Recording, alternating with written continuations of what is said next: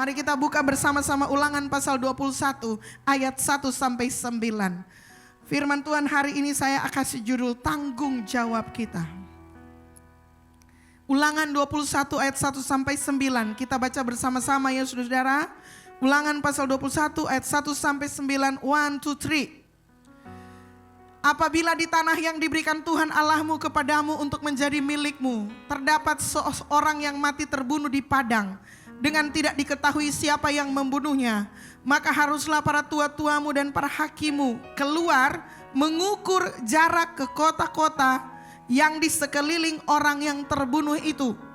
Kota yang ternyata paling dekat dengan tempat orang yang terbunuh itu, para tua-tua kota itu haruslah mengambil seekor lembu betina yang muda, yang belum pernah dipakai, yang belum pernah menghela dengan kuk. Para tua-tua kota itu haruslah membawa lembu muda itu ke suatu lembah yang selalu berair dan yang belum pernah dikerjakan atau ditaburi. Dan di sana di lembah itu haruslah mereka mematahkan batang leher lembu muda itu. Imam-imam Bani Lewi haruslah tampil ke depan, sebab merekalah yang dipilih Tuhan Allahmu untuk melayani Dia dan untuk memberi berkat demi nama Tuhan. Menurut putusan merekalah setiap perkara dan setiap hal luka melukai harus diselesaikan. Dan semua tua-tua dari kota yang paling dekat dengan tempat orang yang terbunuh itu haruslah membasuh tangannya di atas lembu muda yang batang lehernya dipatahkan di lembah itu. Dan mereka harus memberi pernyataan dengan mengatakan, tangan kami tidak mencurahkan darah ini dan mata kami tidak melihatnya. Adakanlah pendamaian bagi umatmu Israel yang telah kau tebus itu, Tuhan. Dan janganlah timpakan darah orang yang tidak bersalah ke tengah-tengah umatmu Israel. Maka karena darah itu telah diadakan pendamaian bagi mereka, demikianlah engkau harus menghapuskan darah orang yang tidak bersalah itu dari tengah-tengahmu. Sebab dengan demikian engkau melakukan apa yang benar di mata Tuhan. Saya kenal saudara-saudara, atas nama keselamatan gak boleh sebut namanya, tapi saya kira saudara kenal dia. Seorang yang sangat dekat dengan saya bekerja di dunia trafficking, women and children. Tapi dia menangani khusus children, artinya under 17, di bawah 17 tahun. Dia bekerja di organisasi ini gitu ya, organisasi untuk melindungi anak-anak korban perdagangan. Satu kali dia telepon saya gitu ya, dan dia bilang, saya bagaimana ya, saya berat sekali hatinya karena berhadapan dengan satu korban yang dijual umur 9 tahun, anak perempuan. Anak perempuan dijual umur 9 tahun dan umur 11 tahun, umur 11 tahun. Segede siapa? Di umur berapa? 10, 1 tahun lebih tua dari Di. Umur 11 tahun dia pernah melayani dalam satu hari 32 laki-laki. 32 saudara-saudara. 11 tahun. This is real. Orang Indonesia ini. Ada kasus yang lain juga. Tapi saudara bisa bayangkan gak saudara? Anak umur 11 tahun dijual. Saudara tahu siapa yang jual? Orang tuanya, mamanya yang jual. Mama kandungnya sendiri yang jual. Waktu dia umur 9 tahun karena butuh uang.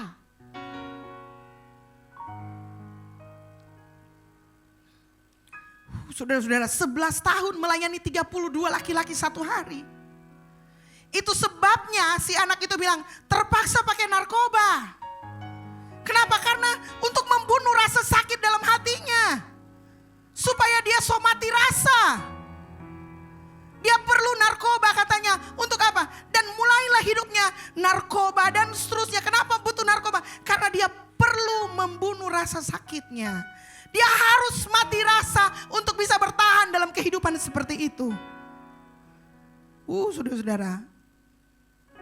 Dan saudara-saudara, menurut data UNICEF, saudara bisa Google, bisa chat GPT, ada 1,2 juta anak anak setiap tahun menjadi korban perdagangan orang, TPPO. Untuk kerja paksa, untuk prostitusi, untuk eksploitasi, untuk diambil organnya. Saya nggak lagi bicara soal dunia yang jauh, saudara-saudara. Itu selangkah di dekat rumah kita. Itu terjadi di halaman belakang kita. Itu tetangga kita, itu saudara kita.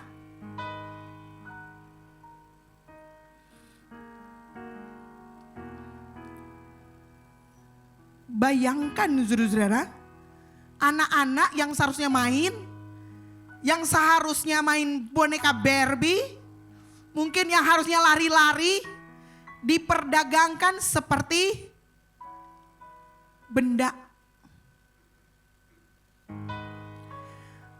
Dan mereka hidup. Makanya saya bilang, saya nih lagi dari kemarin 2 hari mau menangis terus. Apalagi khotbah hari ini. Pertanyaannya, siapa yang bertanggung jawab? Ayo Metro Church. Jujur saja saya tidak bermaksud membuat saudara rasa bersalah. Tapi kalau saudara merasa kurang nyaman dengan firman Tuhan ini, mungkin Roh Kudus lagi mengetuk pintu hati saudara untuk supaya hati saudara bisa menjadi tanah yang subur dan melihat sesuatu dengan cara yang berbeda. Kalau ada orang yang mati di ladang dalam pembacaan kita tadi, kalau ada orang yang mati di ladang dan tidak diketahui pelakunya, maka saudara-saudara nomor 1, para tua-tua dan imam harus mengukur jarak ke kota terdekat. Banting meter saudara-saudara. Banting meter dan kota yang terdekat. Ulang saudara-saudara. Kota yang terdekat adalah yang paling bertanggung jawab untuk mengadakan ritual penebusan. Ulang. Kota yang terdekat harus bertanggung jawab kepada nyawa yang hilang. Mereka harus datang kepada Tuhan. Mereka harus mengaku di hadapan Tuhan bahwa mereka bukan yang menumpahkan darah itu. Dan mereka harus memohon supaya Tuhan menyucikan bangsa itu. Ini tanggung jawab saudara-saudara. Tanggung jawab kita. Kalau terkait dengan Metro Church Manado saudara-saudara. Jadi kalau bicara soal mission, kita harus berpikir seperti ini. Misi itu keluar, which is itu suku-suku yang terabaikan, yang belum mendengarkan Injil. Tetapi misi juga itu berarti kedalaman, which is itu generation. Pastor Arif, ketua BPP kita bilang begini, gereja kita dan gereja lainnya itu tinggal 1 langkah dari kehilangan generasi. Bukan 100 meter saudara-saudara, 1 langkah dari kehilangan generasi. Kenapa? Karena generasi sebelumnya sibuk dengan dirinya sendiri dan lupa memuridkan. Lupa menjaga dan merawat generasi yang datang kemudian. Mereka senang dengan keberadaan mereka. Mereka senang dengan apa yang mereka miliki. Dan mereka kurang bertanggung jawab kepada generasi yang datang kemudian. Tetapi saudara-saudara dengar baik-baik. Disinilah Metro Church berada. Amin. Kita ada di sini untuk memuridkan generasi. Kita ada di sini untuk apa? Supaya anak-anak kita cinta Tuhan, rendah hati, jujur, rajin, hidup dalam kekudusan, memberitakan firman Allah, dan hidup memuliakan Tuhan. Kita mesti peduli dengan generasi ini. Siapa lagi saudara-saudara? Kalau saudara berkeluarga itu penting. Siapa yang bilang tidak berkeluarga? Berkeluarga tidak penting. Berkeluarga sangat penting. Bekerja penting, sangat penting. Saudara, saya senang sekali kemarin saya video call dengan Queen Tiffany gitu ya. Saya bilang, Queen, Pastor nih tahu ini mau senang atau mau sedih. Senang karena apa? Karena semua next gen kita sobat kerja semua. Tepuk tangan untuk Tuhan saudara-saudara. Dan itu doa kita supaya next gen kita bekerja. Tapi sedih Karena sore tidak ada orang yang mau pelayanan, yang mau latihan. Tapi bilang berarti memang pastor berdoa kurang lengkap. Berdoa begini, Tuhan kasih akan kerja tapi kasih waktu dong untuk melayani Tuhan juga. Queen bilang, iya pastor. Hanya di video call dengan Queen. Mungkin kita perlu berdoa untuk itu saudara. Sorry kepada Nextgen, saya senang kalau kamu bekerja. Saya senang kalau kamu sekarang masuk di marketplace. I want to tell you, marketplace itu tidak seindah gereja. Walaupun kalian sudah biasa bergereja, marketplace itu adalah dunia yang sangat gelap, sangat hitam, saudara-saudara. Kalau kamu ada di sana, kamu harus tetap menjaga dirimu. Jangan sampai terkontaminasi, katakan amin. Berapapun harganya, kamu adalah saksi Kristus. Kalau kamu bisa bekerja, satu itu kemurahan Tuhan, itu berkat Tuhan. Dimanapun kamu bekerja, maka pekerjaan itu adalah tempat di mana kamu memanifestasikan kasih karunia Tuhan yang besar kepada orang-orang di sekitarmu. Katakan amin.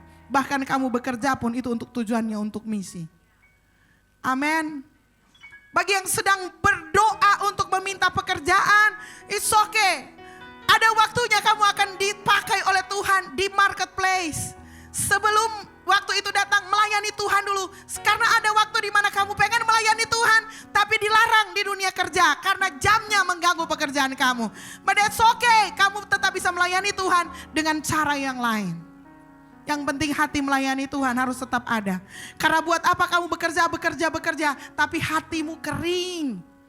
Kamu gak bisa kontak dengan Tuhan. Yes, bekerja adalah satu hal, tetapi melayani Tuhan juga adalah hal lain yang membuat spiritual kita bisa dipuaskan. Yang setuju dengan saya bilang amin.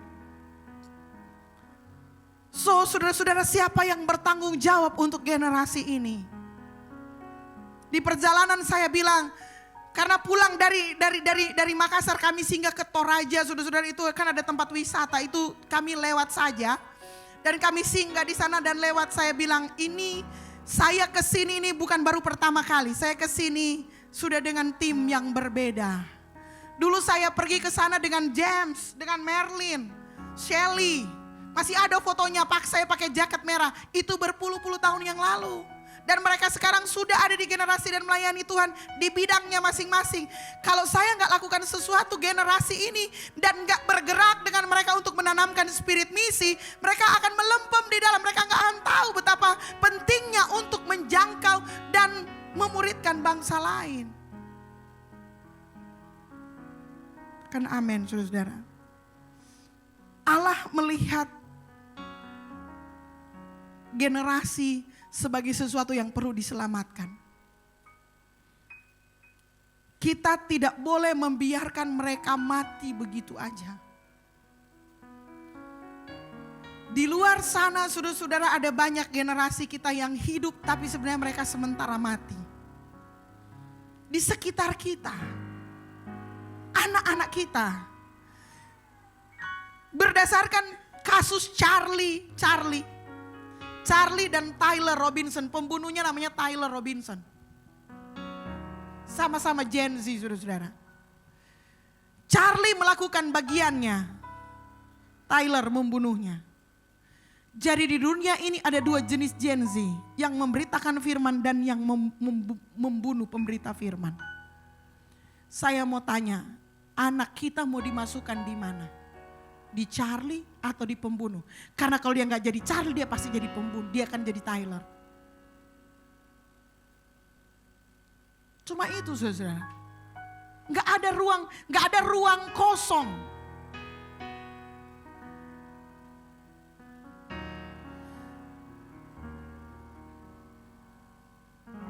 Anak-anak kita sedang diradikalisasi dengan cara yang kita gak pernah pikirkan sebelumnya. Hati-hati dengan gadget yang saudara kasih sama anak-anak. Satu kali saya lihat Roblox saudara-saudara, dimainin sama anak nyeram nih. Master Cempreng atau siapa itu. Di dindingnya, di dalam game itu gitu ya. Di dinding, kan di game itu kayak ada kota gitu ya, di dindingnya gitu ya.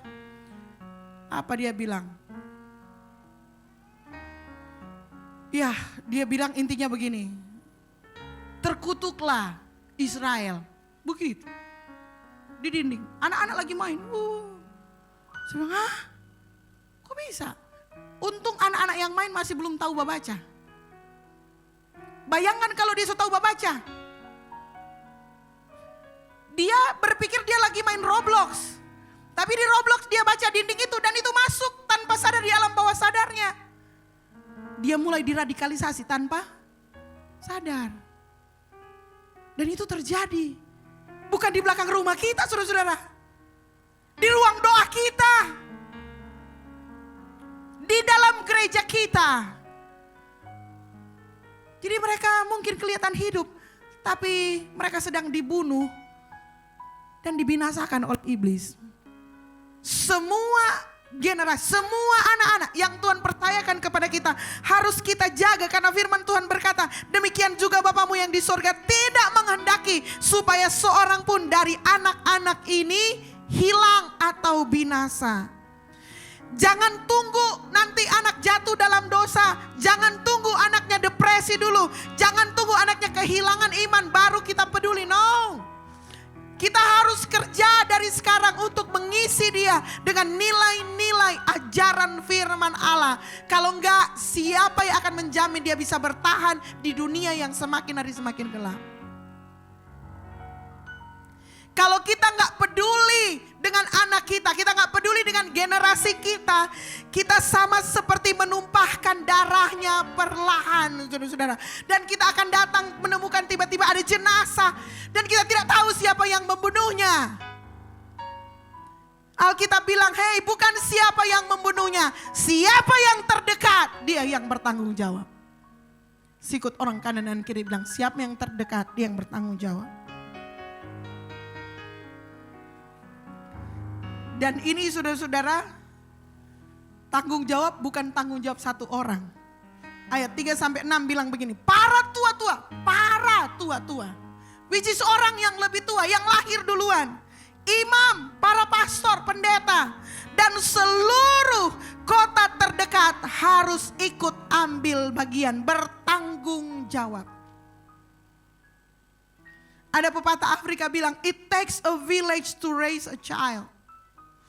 Untuk membesarkan anak-anak kita, untuk menanamkan nilai-nilai kehidupan kepada mereka, itu butuh kita sebagai satu keluarga besar.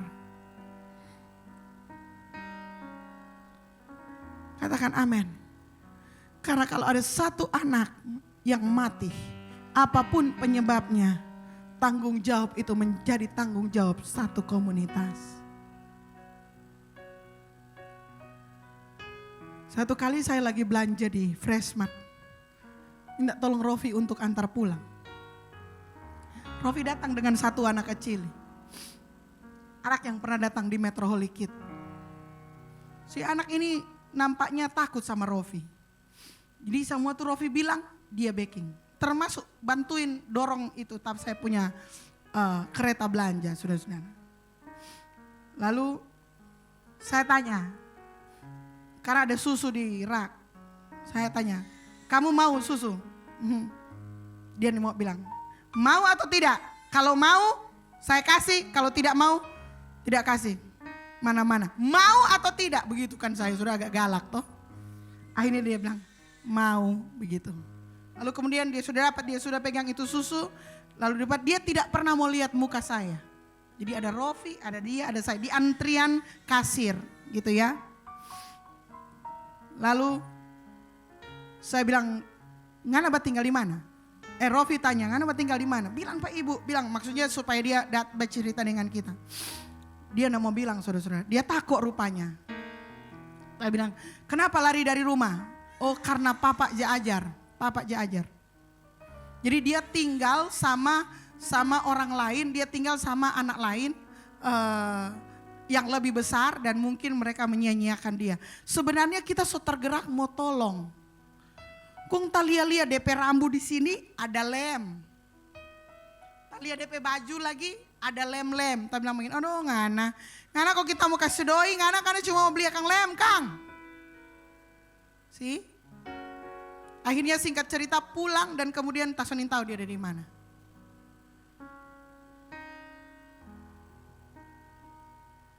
balem. Deng rambu kok sudah lem. Mau kasih doi pada dia. Cuma mau jadi lem atau dia store pada DP atasan. Dan itu enggak jauh saudara-saudara. Ada di sekitar Metro Church, Manado, yang terkenal karena pelayanan anak.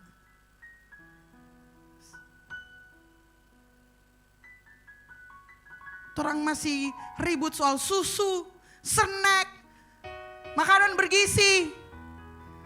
Dan mereka setiap hari lahir, mati, bertumbuh, disesatkan iblis. 1,2 juta orang jadi korban karena kita gak melakukan apa-apa. Saudara-saudara, ayat 7 ayat 9 orang-orang itu bilang, tangan kami tidak menumpahkan darah ini. Memang bukan torang yang menyesatkan mereka. Bukan torang yang membodohi mereka, bukan torang, tetapi orang lain mungkin. Tapi dorang ada di sekitar kita. Itu menjadi tanggung jawab kita supaya mereka bisa diselamatkan, kira-kira seperti itu. Tuhan mau saudara-saudara kita bertanggung jawab. Saudara tahu apa arti lembu yang dipatahkan kan gini. Cara untuk supaya dipulihkan, Tuhan bilang gini, para tua-tua itu haruslah membawa lembu muda ke satu lembah yang selalu berair dan belum pernah dikerjakan. Ini usaha saudara-saudara. Mereka yang harus memotong lembu, which is dorang yang harus keluar uang saudara-saudara. Padahal yang bunuh bukan dorang. Para tua-tua itu harus membawa lembu muda ke suatu lembah yang selalu berair. Mereka harus cari tempat gitu ya, yang spesial dan yang belum pernah dikerjakan atau ditaburi. Berarti mesti cari yang agak jauh saudara-saudara, karena yang di dekat biasanya sudah jadi kobong. Dan di sana di lembah itu haruslah mereka mematahkan batang leher lembu muda itu. Dan kalau saudara membaca Alkitab, ini sedang berbicara tentang Yesus sendiri yang dikorbankan.